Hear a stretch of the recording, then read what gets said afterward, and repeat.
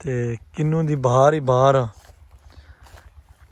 Colour ਸੱਟ ਕੇ ਤੋਂ ਬੰਦੇ ਕਣਕਾਂ ਕੱਢਦੇ ਪੈਣ, ਨਾਲ ਕਿੰਨੂ ਜਿਹੜਾ ਉਹ ਆਪਣਾ ਰੰਗ ਦੇ ਰਿਹਾ।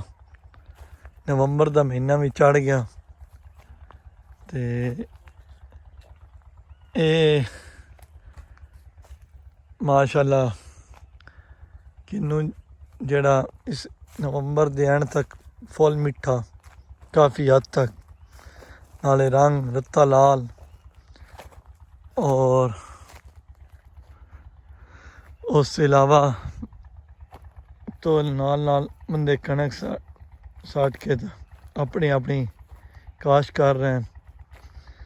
कुछ कणक नाल जम्मी खलोती क्योंकि जिन्हें बाग लाए उन्हें फिर विच ही कणक भी कड्ढनी ते